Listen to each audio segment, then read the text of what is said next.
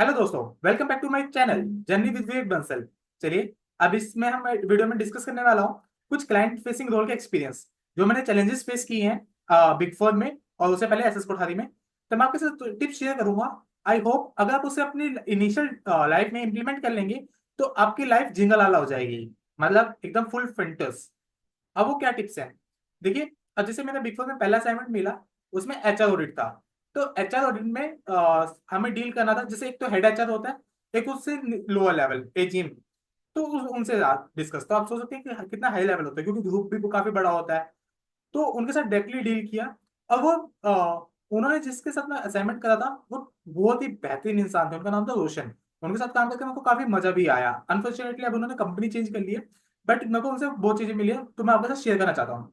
अब हुआ क्या था कि जब ये ऑडिट स्टार्ट हुआ उससे कुछ दिन पहले हमें कुछ प्रीलिमिनरी टास्क दे दिए गए थे, जैसे आइडिया बनाना, एडीआर बनाना। कुछ हमें बता दिया था कि एचआर के बारे में आप पढ़ के आओ कि उस ऑडिट में होता क्या है। कंप्लायंसेस का भी था पहले पार्ट, फिर कंप्लायंसेस किसी और को दे दिया था। तो उन्होंने सब चीजें एक्सप्लेन करी। अब आइडिया बनाई, फिर मैंने उनको दिखाया, मैंने कहा भाई चेक करो। फिर उन्होंने कुछ बताया कि यार ये ऐसे नहीं ऐसे ठीक करो। वो आइडिया हम समझते तो एक बेकार सी चीज होती है, बट उसमें उन्होंने 7 दिन पूरा घुमाया फिराया सब तरीके से। फिर उन्होंने क्वेश्चंस पुट किए कि तुम्हें ये डाटा क्यों चाहिए, इसकी क्या रिक्वायरमेंट्स है, ये वो। अब कुछ चीजें हम बता देते थे, कुछ हमने कॉपी पेस्ट किया जो हम आंसर नहीं कर पाते थे। देन फिर उन्होंने समझाया कि विवेक, अपना तूने आइडिया में लिख दिया है। अब वो कंपनी में तुम पहले दिन जाते ही मेल कर दोगे कि भाई मुझे ये डाटा चाहिए। इनिशियली क्या होता है, आप एक ओवरऑल अंडरस्टैंडिंग की बेसिस पे क्या चाहता है, आपको क्या क्या चाहिए होता है, आप एक डाटा रिक्वेस्ट इशू कर लेते हैं। लेटर जब आप वॉक थ्रू लेते हैं, प्रोसेस की अंडरस्टैंडिंग होती है, कन्वर्सेशन होती है क्लाइंट से, फिर आप एडीआर इश्यूज करते हैं। तो जब आइडिया आपकी जाती है तो क्लाइंट में क्या होता है ना, कुछ क्लाइंट्स क्या होता है वो क्वेश्चन करने लग जाता है। आपने भेजी और आप क्लाइंट के पास गए कि सर मैंने मेल किया है, ऐसे ऐसे डाटा रिक्वायरमेंट है। तो क्लाइंट क्या होता है, क्वेश्चन पुट करने लग जाते हैं। अब उन्हें यार वो बड़े मैनेजर से तो क्वेश्चंस पुट नहीं करेंगे, उन्हें पता है उनका लेवल। जब उन्हें कोई दिखता है ना लोअर लेवल पे इंसान है, तो वो उनसे क्वेश्चंस पुट करने लग जाते हैं। ये डाटा क्यों चाहिए, इसका क्या करोगे, ये कैसे मैप होता है, इससे क्या क्या चीजें होती है, कैसे इम्पैक्ट्स होते हैं। तो कुछ अपने रिटर्न्स का कंप्लायंसेस का पार्ट उठा लिया। अब कंप्लायंसेस में क्या होता है, कुछ है ना पुरानी आइडिया को कॉपी पेस्ट कर देते हैं। अब लेटर ऑन जब क्लाइंट ने क्वेश्चन पूछने स्टार्ट करता है तो आइडिया नहीं होता कि यार ये रिटर्न किसके लिए है, क्या कुछ है। और आप उनके सामने बोलोगे सर मेरे को नहीं पता, आइडिया में लिखा था मैंने वो भेज दिया। तो वो ना एक नेगेटिव इम्पैक्ट होता है। हुआ क्या था, मैं कुछ सैलरी का पार्ट कर रहा था, सैलरी इनपुट और आउटपुट का ना मैच करना होता है। तो अब सर आए रूम में, तो मैंने कहा सर नहीं सैलरी का नहीं था, वो एक बोनस का पार्ट था, बोनस की कैलकुलेशन थी। मेरी कैलकुलेशन में ना मैं ओवरऑल कैलकुलेशंस कर रहा था, उसमें कुछ गलती आ रही थी। तो मैंने सर को बोला, मैंने कहा क्लाइंट से, मैंने कहा सर ऐसे करके मैं कैलकुलेशन कर रहा हूँ, उसमें एरर आ रहा है। तो उन्होंने बोला विवेक एक बार ना इनविजुअल पे ट्राई करके देखो। उन्होंने कुछ ऐसी चीज बोली थी कि वो मैंने किया ही नहीं था पहले। Then my manager told me, वो भी काफी अच्छे इंसान पर्सन है जो काफी अच्छी लर्निंग्स देते हैं। उन्होंने बताया कि यार विवेक, जैसे अभी तुम इनिशियल स्टेज पे हो, अगर तुम ना पूरी वर्किंग नहीं करोगे कि आपने पूरा ब्रेनस्टॉर्मिंग नहीं किया कि एक पार्ट कैसे होता है, इसके अंदर तुम क्या क्या चीजें कर सकते हो, इसकी क्या क्या इंप्लीकेशंस आ रही है।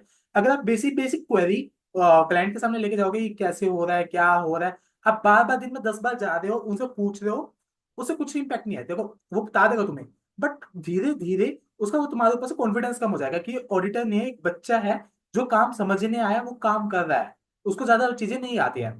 देन लेटर इन चीजों का जब पता चला, इनको इम्प्लीमेंट किया, फिर कुछ चीजें ऐसी होती थी कि मतलब कुछ लार्ज स्केल पे चले गए, तो वहां पे कुछ फाइंडिंग्स हुई, फिर उसको डिस्कस किया। एक वो चीज डिस्कस करके ना क्लाइंट को ये होता है कि यार ये कुछ भयंकर इंसान है। तो उस तरीके से बहुत अलग अलग इम्पैक्ट पड़ते हैं। तो वहां से आपको बहुत चीजें पता चलती है कि एक तो यार वो बंदा आपको लाइट ले रहा है, एक दूसरी तरफ हैवी।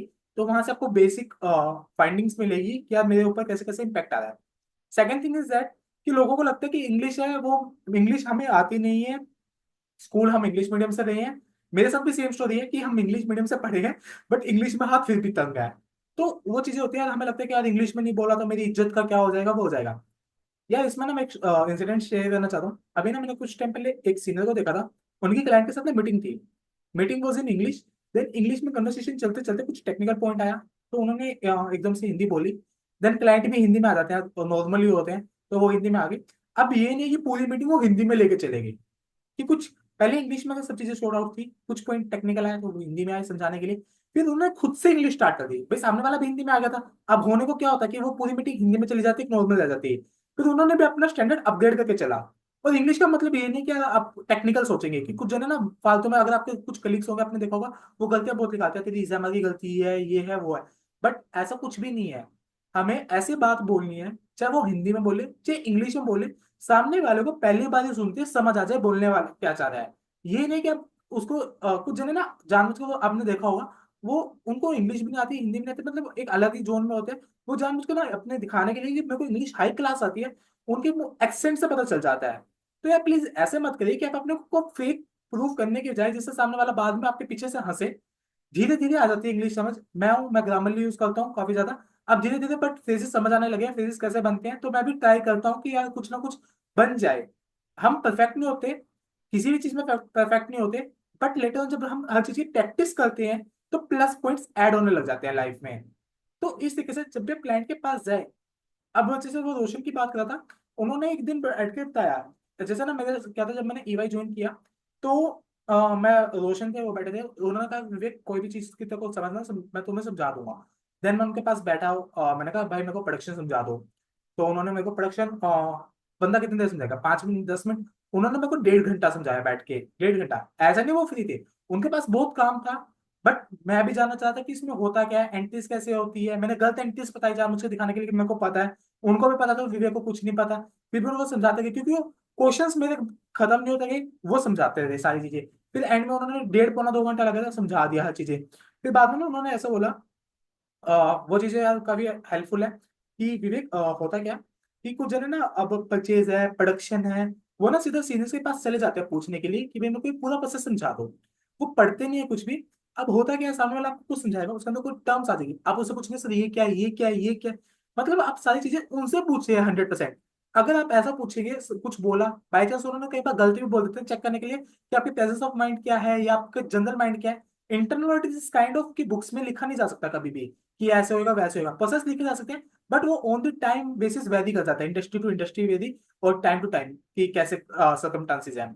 तो इसी से तो उन्होंने बोला कि आपको, हाँ आप समझने आ रहे हो, आई नो ये अच्छी बात है, चलो आप समझ रहे हैं, बट आप ऐसा मत करिए कि बिल्कुल ब्लैंक आइए, हल्की फुल्की अंडरस्टैंडिंग लेके आइए, ताकि सामने आपको कुछ समझा रहे हैं फिर आपको क्वेश्चन पुट कर रहे हैं, अगर उसने गलत बोल दिया आप उनसे बोल सकते हैं sorry sir please correct me if I am wrong. तो इस चीज से सामने वालों को लगता है कि हाँ इसे पता है, उसको भी बताने की क्यूरियोसिटी बढ़ जाती है। तो इस चीज से। एंड सेकेंड इंसिडेंट जो मेरे साथ अभी कुछ दिन पहले होके हटा है, हुआ क्या था, वैकम डिजाइनिंग का प्रोजेक्ट है, आसम डिजाइनिंग का। अब मैं सीनियर के साथ क्लाइंट के साथ गया, हमें कुछ पीछे प्रोसेस की अंडरस्टैंडिंग लेनी थी। देन ड्यूरिंग दैट टाइम हुआ क्या, हम जाके बैठे, फिर जो मेरे सीनियर थे वो अपनी नोटबुक भूल आए थे बाय मिस्टेक। वो जैसे हम कैबिन में बैठे हैं, वो अपने कैबिन से, उन्होंने कहा "सर, एक सेकंड दीजिए बस मैं 2 मिनट में आता हूँ कॉपी रख के"। तो उन्होंने भी जैसे ये कैबिन है, वहां से स्टेप रखा, वहां से हमारा रूम है 3 मिनट्स लगा लो, 3 मिनट्स जाने के 3 मिनट्स आने के, 6 मिनट्स हो गए। उन्होंने बाहर रखा, मेरे को ये नहीं पता प्रोजेक्ट क्या है, that was my first day, but हाँ आरसीएम जाकर मेरा थोड़ा मैंने सुना हुआ था उन चीजों से। फिर उस सामने वाला क्लाइंट था, वो एक हायर पोजीशन पे था, उन्होंने तुरंत उसके पैर पैर रखते ही मेरे से पूछना, क्वेश्चन पे क्वेश्चन स्टार्ट कर दिए। विवेक आईएफसी क्या होती है, आईफोकार क्या होता है, आईएफसी और आईफोकार में क्या फर्क होता है, आईएफसी में सैंपल्स कैसे लेते हैं, अगर हमारे कंट्रोल्स फेल हो जाए तो कंट्रोल फेल्स को कैसे डील किया जाता है, ये स्टैट्यूटरी ऑडिटर का पार्ट है या इंटरनल ऑडिट का पार्ट है, ये किसका पार्ट है, कंपनी सेट का है का है क्या नहीं है। बट मेरे को कुछ अंडरस्टैंडिंग थी, जैसे मेरे पे स्टार्टिंग में 3 डेज थे तो आईएफसी मेरे को समझाया गया था, टीम से भी समझाया गया था, थोड़ा बहुत अंडरस्टैंडिंग भी ली थी मैंने। तो मेरे को पता था कि आईएफसी क्या होता है, कंट्रोल टेस्टिंग होती है, इसमें हम फाइनेंशियल नॉन फाइनेंशियल दोनों कंट्रोल कर लेते हैं।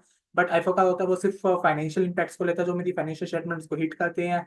अगर उसके कंट्रोल्स फेल हो जाते हैं फिर हम आगे देखते हैं कि कोई अल्टरनेटिव है क्या कंट्रोल्स। फिर आगे इनकी लेटेस्ट स्टेजेस आती हैं, फिर इनके सैंपल्स कैसे लेते हैं, आईसीआई ने गाइडलाइंस इशू की हुई है कि अगर कोई डेली होता है तो अगर जिसका मैं 25 सैंपल्स लेना है, जिस ज्यादा है तो 40 सैंपल्स लेने हैं, इस तरीके से।